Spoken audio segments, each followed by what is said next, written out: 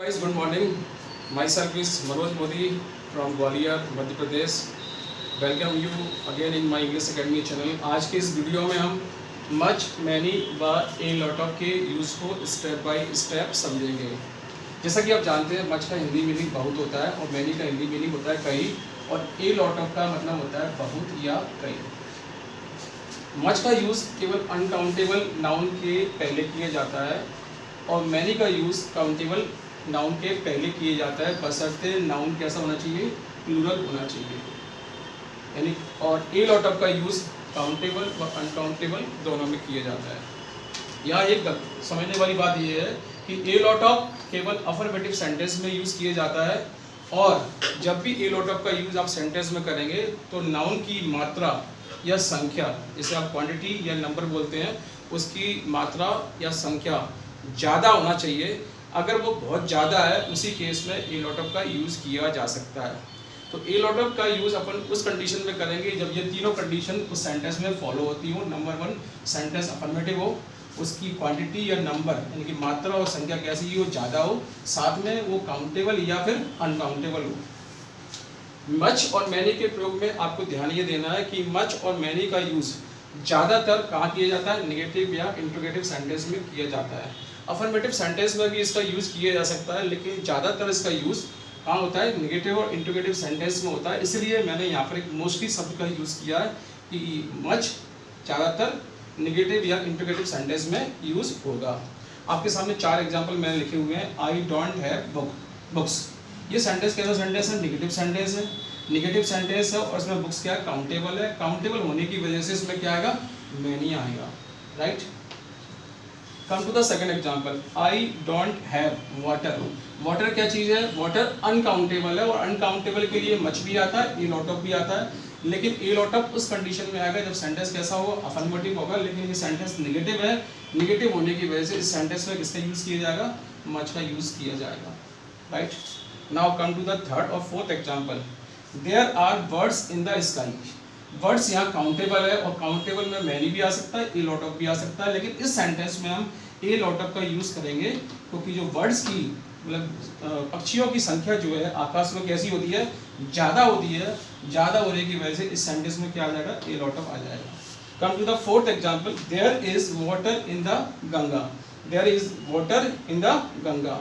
अब वाटर क्या है, अनकाउंटेबल है. अनकाउंटेबल में मच भी आता है, ए लॉट ऑफ भी आता है. लेकिन पानी की मात्रा यहाँ ज़्यादा है क्योंकि गंगा के अंदर पानी कितना है, बहुत ज़्यादा है. तो जब मात्रा ज़्यादा होती है तो हम किसका यूज़ करते हैं, ए लॉट ऑफ का.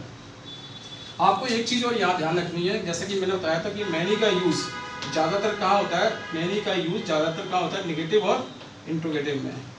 और मच का यूज़ भी कहाँ होता है, ज़्यादातर निगेटिव और इंट्रोगेटिव सेंटेंस में होता है. आपको एक चीज़ यहाँ ये याद रखना है कि कभी भी किसी भी सेंटेंस से मैनी की शुरुआत नहीं होती. मतलब मैनी से सेंटेंस शुरू नहीं होता.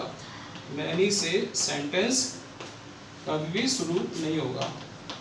ये कॉम्पिटिशन में पूछा जाता है. तो फिर सेंटेंस किससे शुरू होगा, तो ऐसी कंडीशन में आप मैनी की जगह मैनी ए एन का यूज़ करेंगे. साथ में इसके तुरंत बाद सिंगुलर नाउन का यूज़ करेंगे और इसके बाद सिंगुलर वर्ब का यूज़ करेंगे. राइट. तो मैंने आपको क्या बताया, मैंने आपको बताया कि कभी भी किसी भी सेंटेंस की शुरुआत मैनी से नहीं होती, बल्कि मैनी ए और ए एन से हो सकती है. ऐसी कंडीशन में आपको सिंगुलर नाउन और सिंगुलर वर्ब लगाना होगा. फॉर एग्जाम्पल मैंने एग्जाम्पल लिखा, many a tiger. Many a tiger was seen in the forest. In the forest. इसका मतलब ये हुआ कई सारे टाइगर्स को कहाँ देखा गया, फॉरेस्ट में देखा गया. तो मैनी के बाद मैंने ए लगाया हुआ है, ए के बाद सिंगुलर नाउन लगाया हुआ है और सिंगुलर नाउन के बाद सिंगुलर वर्ब लगाई हुई है. आप आई थिंक आपको ये समझ में आ गया होगा. अब हम इसके रूल नंबर 2 पर चलते हैं.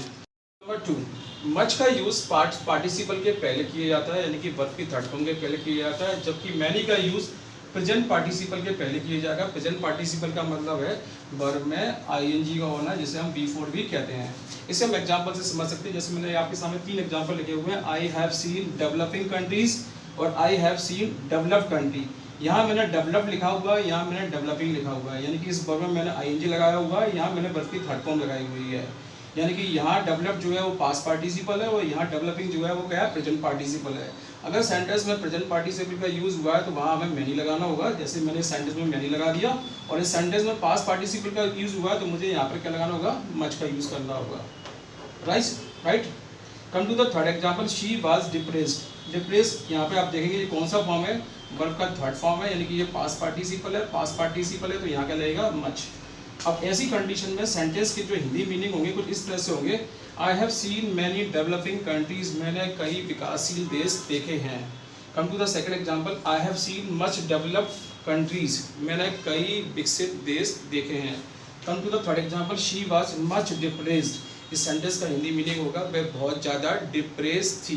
यानी कि ओवरऑल कहने का मतलब जो है, सेंटेंस में यदि वी फॉर का यूज़ किया गया है तो आपको मैनी का यूज़ करना है, यदि वर्ब की थर्ड फॉर्म का यूज़ किया गया है तो आपका मच का यूज़ करना है। Come to the rule number third. Much का यूज़ हम कभी कभी सेंटेंस में वर्ब को मॉडिफाई करने के लिए भी करते हैं, मतलब वेरीफाई करने के लिए भी करते हैं। यदि कि सेंटेंस में वर्ब का यूज़ किया गया है और आपसे ये कहा गया कि उस सेंटेंस में मच या मैनी में से किसी एक को लगाइए, तो ऐसी कंडीशन में उस सेंटेंस में मच का यूज़ किया जाएगा। जैसे सेंटेंस में मैंने लिखा होगा शी लव्स यू मच। आप इस सेंटेंस में देखेंगे, इस सेंटेंस में एक वर्ब लिखी हुई है लव। लव मतलब क्या होता है, प्यार करना, यानी कि ये यहाँ पे एक वर्ब है और इस वर्ब के लिए मैंने क्या यूज़ किया है, मच यूज़ किया है। यानी इस सेंटेंस का हिंदी मतलब ये है, वह तुमसे बहुत प्यार करती है। यानी कि कभी भी किसी भी सेंटेंस में यदि वर्ब का किसी भी सेंटेंस में यदि कोई वर्ब दी हुई है तो उस वर्ब को मॉडिफाई करने के लिए आप मच का यूज़ करेंगे। आप मच की जगह टू मच भी लगा सकते हैं, वेरी मच भी लगा सकते हैं। टू मच और वेरी मच के यूजेस में थोड़ा डिफरेंस है, जिसे मैं अगले वीडियो में आपको बताऊँगा। सेकेंड, अब आ जाइए रूल नंबर 4 पे आ जाइए। मच का यूज़ कंपैरेटिव डिग्री के पहले भी किया जाता है। जैसा कि आपको पता है डिग्री 3 होती है, पॉजिटिव, कंपैरेटिव और सुपरलेटिव।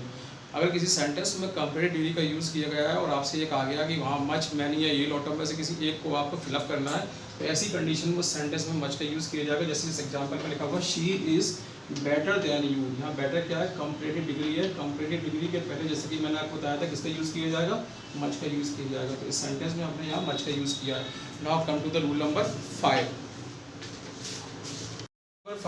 जैसे कि आप जानते हैं कि मच का प्रयोग अनकाउंटेबल के लिए किया जाता है और मैनी का प्रयोग काउंटेबल के लिए किया जाता है। तो इसी तरीके से हम हाउ मच व हाउ मैनी का यूज़ सेंटेंस में करेंगे। हाउ मच व हाउ मैनी को आप क्वेश्चन वर्ड भी बोलते हैं। हाउ मच का हिंदी मतलब होता है कितना और हाउ मैनी का मतलब होता है कितना। यदि कोई सेंटेंस जिसमें अनकाउंटेबल नाउन लिखा हुआ है तो वहाँ हम हाउ मच यूज़ करेंगे, और यदि काउंटेबल नाउन लिखा हुआ है तो वहाँ हाउ मैनी का यूज़ करेंगे। हाउ मैनी के बाद जो भी नाउन आएगा हमेशा कैसा आएगा, प्लूरल नाउन आएगा, जबकि हाउ मच के बाद सिंगुलर नाउन आएगा। आपको ये बातें याद रखनी है क्योंकि ये कंपटीशन में पूछी जाती है। आई थिंक आपको ये वीडियो पसंद आया होगा। अगर आपको ये मेरा वीडियो पसंद आया हो तो इसे आप मेरे वीडियो को आप सब्सक्राइब कीजिए, लाइक कीजिए, अपने फ्रेंड्स को और रिलेटिव को शेयर कीजिए। Thank you.